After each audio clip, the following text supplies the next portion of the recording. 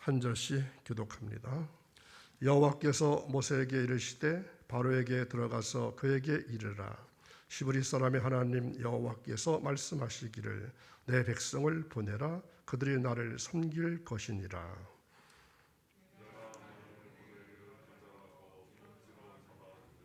여호와의 손이 들어있는 내 가축 곧 말과 나귀와 낙타와 소와 양에게 더하리니 심한 돌림병이 있을 것이며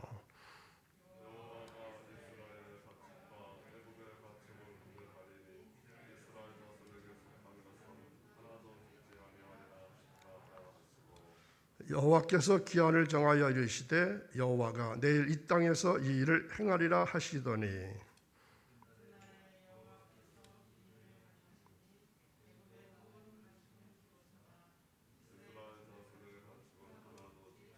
이어서 읽습니다. 바로가 사람을 보내어 본즉 이스라엘의 가축은 하나도 죽지 아니하였더라.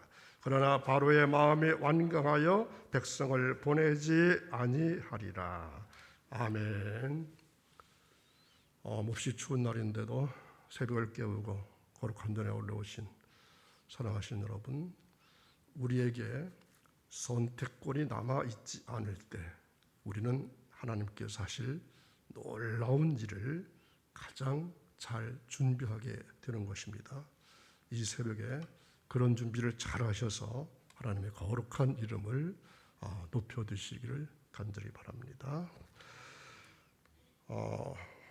오늘 말씀을 시작하기 전에 먼저 9장에 있는 계유가 어떤지 한번 살펴볼 수 있기 바랍니다.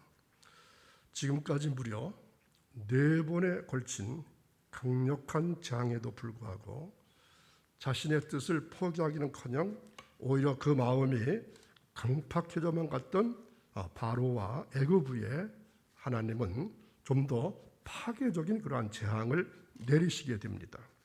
즉 하나님은 모든 생축에 살아있는 가축들에게 악질이 발생하도록 해서 고통에 죽어가도록 했습니다. 오늘 읽은 말씀 7절까지고 12절까지 말씀은 악성 피부인 독종 재앙을 내리심으로 해서 애굽인들의 육체를 심히 괴롭히셨고, 그리고 13절에서 마지막 절까지는 더욱이 그 파괴를 계시셔서 타의 추종을 불허하는 우박 재앙을 내리심으로 해서 애굽을 무시해서 애굽의 모든 소산물을 황폐화시키셨습니다. 이 앞선 재앙들이 애굽 사람들의 생활을 잠시 동안 괴롭히는 정도였다면 이번에 내려진 5번째에서 7번까지 재앙은 애굽 사람들의 육체와 정신을 황폐화시키고 그들의 생존을 근본적으로 뒤흔들어 놓았다는 점에서 재앙의 정도가 점점점 강하게 오고 있다는 것을 볼 수 있습니다. 실로 하나님 앞에 교만히 고개를 쳐드는 자는 그 소유와 또 삶의 자리는 물러나가지만 그 생명까지도 빼앗기는 비극을 맞이하게 될 것입니다. 그래서 9장 전체의 개요는 애굽을 피폐케 한 악질, 독종, 우박 재앙 3가지 재앙이 나타나는 그러한 9장입니다. 오늘 말씀의 제목은 5번째 재앙인 악질 재앙입니다. 오늘 말씀 들으면서 생각하실 중요 단어는 악질 재앙의 의미가 무엇이고 하나님의 은총은 어떤 것이며 애굽의 우상 그리고 직접 배필과 간접 배필, 이러한 중요한 단어들을 생각해 보시기 바랍니다. 오늘부터 교회 절기가 바뀌게 됩니다. 어제까지는 성탄절기였습니다. 오늘은 주연일, 오늘부터 주연절이라고 그렇게 부릅니다. 주연절은 하나님께서 자신을 드러내 보이신다, 자신을 드러내 보이신다는 중요한 절기입니다. 나타내십니다. 이렇게 볼 수 있습니다. 성탄절이 지난 다음에 12일, 열 이틀째 되는 날로부터 지키는데 보통 1월 6일, 오늘이 주현일 이렇게 말합니다. 예수님의 세례로부터 시작되는 이 절기는 세례 받으실 때 예수님께서 하나님의 아들이심이 선포되었고 예수님의 사역이 시작되었음을 알리는 의미가 있습니다. 즉 세상에 나타나시는 공생애가 시작됨을 알리는 날이기도 합니다. 기간은 오늘 1월 6일부터 사순절 시작되는 재수요일 전날까지가 이 주연절입니다. 그래서 2월 16일까지 주연절이 계속됩니다.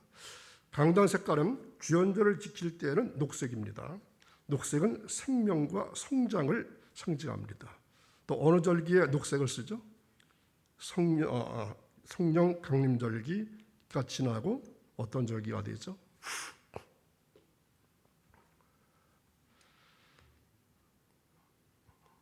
어떤 절기가 되죠? 자, 그런데 주일은 오늘과 이번 주일은 예수님께서 변화산에서 변화하셨음을 상징하는 예수 변모주일 또는 예수 수세주일 이렇게 말합니다. 그래서 이번 주일은 세 가지 기념주일이 되죠. 예수 산상 변모주일, 또한 예수 수세주일, 주연절 후 첫 번째 주일 이렇게 말합니다. 그래서 이번 주까지 흰색을 사용하고 그 다음 주부터는 녹색을 사용합니다. 흰색은 빛, 영광, 승리, 축하 이러한 의미가 있습니다. 자, 이러한 의미를 잘 아시고 주연절 절기를 잘 보내셔서 귀한 하나님의 은총과 예수님의 나타나심을 생각해 보시기 바랍니다.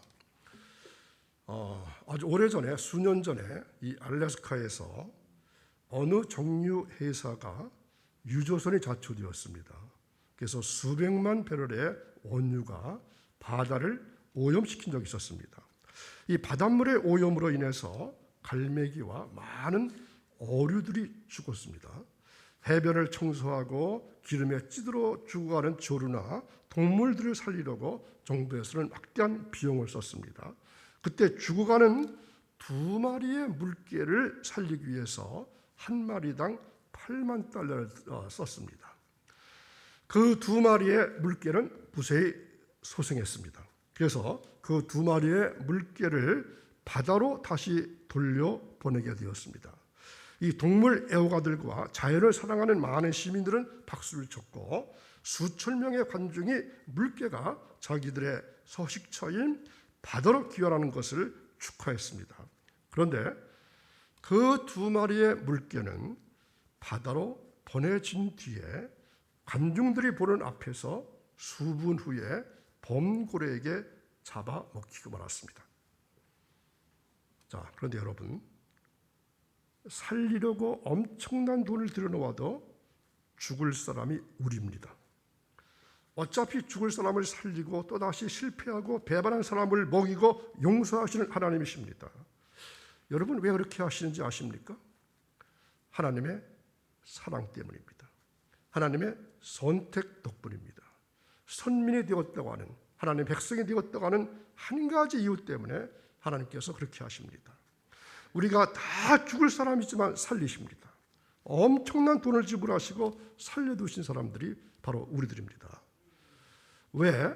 같은 땅의 생축들이 다 죽어가는데 이스라엘 생축만은 죽지 않는 것입니까? 선택된 백성의 소유니까 그렇습니다. 선택된 백성의 소유도 선택됩니다. 이것이 하나님의 은총입니다. 선택된 백성의 가축들도 하나님의 소유된 선택된 소유라고 하는 것입니다. 하나님 계속 말씀하시는 것은 그들이 나를 섬길 것이니라. 그들이 나를 섬길 것이라고 계속해서 말씀하고 있습니다. 이것이 출애굽의 목적입니다. 다른 어떤 것도 이 목적에 우선될 수가 없는 것입니다. 그들의 종살이가 애처로워서가 아닙니다. 그들의 고통이 불쌍해서가 아닙니다. 단지 애굽에서는 하나님을 섬길 수 없기 때문에 하나님을 섬기게 하려고 애굽에서 탈출시키려고 하는 것입니다. 하나님은 사람을 선택하시고 선택받은 사람은 하나님을 섬기게 하십니다. 이것이 하나님과 우리의 관계가 되는 것입니다. 생활의 불편과 잠시의 고통을 주는 재앙에서 이제 인간과 생축의 생명을 직접 위협하는 재앙으로 바뀌고 있습니다. 하나님은 이제 직접 나서셔서 생축과 인간에게 직접 생명의 재앙을 내리신다고 할 수 있습니다. 자, 악질이라고 하는 것은 애굽의 신들에게 주는 재앙이라 할 수 있습니다. 그들이 우상으로 섬기던 황소와 암소 등 이 생축들에게 악질을 내리게 하셔서 그들의 신이나 우상이 하나님을 대적할 수 없음을 알게 하는 재앙이 바로 악질의 재앙입니다. 애굽 사람들의 생축을 전부 죽게 함으로 해서 경제적 또 심리적 타격을 입게 하는 것입니다. 물론 애굽에 있는 생축은 다 죽은 것이 아니라고 했습니다. 성경은 오늘 말씀에서는 들에 있는 생축이라고 했습니다. 그러니까 들에 있는 생축이 죽었다는 것입니다. 지금도 우리의 생축들이 이전에는 듣지도 못하던 악질에 걸려 죽는 것은 인간에 대한 하나님의 재앙이 아니겠습니까? 지금도 가축이 어떤 병이 나고 있죠? 구제역이니 광우병이니 또 이 짐승에 걸리는 병이 인간에게 주시는 하나님의 경종이라고 할 수 있습니다. 이 고집센 나귀에게는 무엇이 필요합니까? 채찍이 필요합니다. 그렇듯이 이 강팍한 바로에게 재앙이 약이었습니다. 바로는 재앙이 이 격렬하게 임할 때는 잠시 자신의 잘못을 뉘우치는 것처럼 하다가도 재앙이 끝날 것 같으면 다시금 옛 본성으로 돌아가서 하나님의 뜻을 거스리고 모세의 요구를 묵살할 뿐이었습니다. 그러한 바로에게 하나님의 재앙은 계속해서 이어져 갑니다. 자, 오늘 재앙은 악질 재앙이라 했습니다. 여기서 악질은 일종의 무서운 열대성 가축 전염병으로서 특히 소에게 치명적인 타격을 가하는 악성 전염병을 말합니다. 따라서 지금까지의 재앙은 피, 개구리, 이, 파리 재앙이었었죠. 이 네 가지 재앙 성격이 가축이나 사람을 일시적으로 극히 괴롭히는 수준에 그쳤다면 이제부터의 재앙은 가축과 사람의 목숨을 위협하고 빼앗는 것보다도 강화된 현상을 띠고 있다는 것을 기억해야 합니다. 자, 바로의 마음이 굳어지는 것만큼 그 굳은 마음을 깨트리시려고 하는 여호와 하나님의 권능의 손길 역시 강하게 역사하실 것입니다. 그래서 다섯 번째 재앙의 특징은 일단 악질이 생축에게만 한정되었다는 것입니다. 또 이스라엘의 생축과 애굽의 생축을 구별해서 재앙을 내렸다는 것입니다. 또 재앙의 시간이 미리 예고되었다는 점 등을 들 수 있습니다. 이러한 점으로 미루어 보아서 이 재앙 역시 그 백성 이스라엘을 구속하기 위한 히브리 사람의 여호와 하나님의 초자연적인 권능의 재앙이라 할 수 있습니다. 특별히 다섯 번째 재앙이 생축들을 재앙의 주요 대상으로 삼았다는 점에서 이는 각종 짐승 형태를 지닌 애굽의 우상들에 대한 하나님의 직접적인 심판의 성격을 띤 재앙이라 할 수 있습니다. 당시 애굽 사람들은 각종 짐승들을 형상화해서 경배의 대상으로 삼았습니다. 예를 들면 수양의 머리 형상을 지닌 아문, 매 형상을 지닌 호루스, 또 여우와 이리의 중간형인 제칼의 형상을 지닌 아누비스, 또 악어의 머리 형상을 지닌 소보크, 따옥 형상을 지닌 토트, 그리고 힘과 생명을 주는 신으로 애굽 사람들이 가장 숭배했던 황소 형상의 아피스, 이런 것들이 그렇습니다. 그런데 다섯 번째 재앙은 바로 이러한 소를 비롯해서 여타 생축들에게 임한 악질 재앙이었습니다. 바로의 강팍하고 완강함은 하나님께서 그렇게 만드셨음을 성경을 통해서 알 수가 있습니다. 오늘날에도 바로 같은 간접 회필들이 완강하게 되어짐을 볼 수가 있고 바로에게는 감사도 회개도 통하지가 않습니다. 그러므로 우리는 바로와 상대해서 무엇을 같이 해보려고 하는 생각을 가져서도 안 됩니다. 왜냐하면 가면을 쓰고 나타나면 나타냈지 완강함과 강팍함을 버리지 않고 하나님께서 쓰시고자 만드신 대로 행동하기 때문입니다. 상대하면 상대할수록 나도 또한 바로처럼 완강을 닮아가고 강팍하게 물들어 갈 뿐이기 때문에 바로와는 상대를 하지 말고 오직 주 여호와 하나님께만 상대하고 그분과만 교통해야 합니다. 자, 배필이라고 했습니다. 배필에는 간접 배필과 직접 배필이 있습니다. 직접 배필은 누굴 말할까요? 바로 나의 배우자를 말합니다. 그리고 간접 배필은 배우자 외에 모든 것들이 간접 배필입니다. 나라고 하는 나를 온전하게 만들어 가기 위해서 도움을 주는 역할을 하는 것이 간접 배필입니다. 자식이 내 신앙생활에 도움을 준다면 자식이 곧 나의 간접 배필이고, 또 교회 안에서는 장로님이나 권사님이나 속장님들이 다 간접 배필이라 이렇게 보시면 될 것 같습니다. 자, 오늘 말씀을 보니까 바로와 같은 성품 속에는 악질 종기가 생기지만 이스라엘 성품 속에는 이것이 발생하지 않음을 교훈받습니다. 자, 우리 인간들은 모두가 바로와 같은 성품이 있고 성질이나 성격을 가지고 있고 또한 습성을 가지고 있습니다. 다만 바로와 같은 권세만 없다 뿐이지 왕의 권세와 위엄과 능력만 쥐어진다면 바로가 되고도 남을 성품을 다 갖고 있다는 것입니다. 어떻게 보면 바로보다 더할 성품이 우리의 성품일 수 있습니다. 그런데 이스라엘 성품은 하늘로부터 주신 성품이고 하늘로부터 내려온 성품이기 때문에 악질이나 악한 피가 붙어있지 못함으로 썩거나 부패하거나 골마 터질 염려가 없습니다. 따라서 이스라엘 성품으로 가지고 있지 못하고 이스라엘 성품으로 살지 못하고 애굽 바로의 성품으로 살고 그 성질로 살다 보니까 악질이 생기고 독종이 발해서 죽지를 못하고 고생만 하고 마는 것입니다. 그러므로 참 이스라엘로 사는 자와 거짓 이스라엘로 사는 자와는 이와 같은 커다란 차이가 있습니다. 거짓 이스라엘로 사는 자는 나병과 같은 악질 독종이 몸에 붙어서 살게 되기 때문에 온 몸이 썩어 들어가게 됩니다. 그러나 참 이스라엘로 살게 되면은 나병이나 악질 독종이 몸에 붙어 있지 않도록 항상 씻는 생활을 하는 것입니다. 설령 몸에 붙어 있다 할지라도 여러분처럼 새벽제에 나와서 씻어버리고 아침 기도에서 씻어버리고 수시로 송년회에서 기도함으로 씻어버리고 하늘의 희락과 즐거움에 찬송하는 찬송으로 씻어버리고 일터에서 집에 와서도 씻고 차를 타고 가면서도 쉬면서도 길을 걸어가면서도 씻기 때문에 악질이나 독종이 몸에 붙어서 자리를 잡으려고 하는 틈을 두지 않으니까 발붙일 틈이 없는 것입니다. 마치 요즘 코로나 바이러스 예방을 위해서 마스크를 쓰고 또 손을 자주 씻고 거리 두기를 하는 것과 같은 그러한 이치입니다.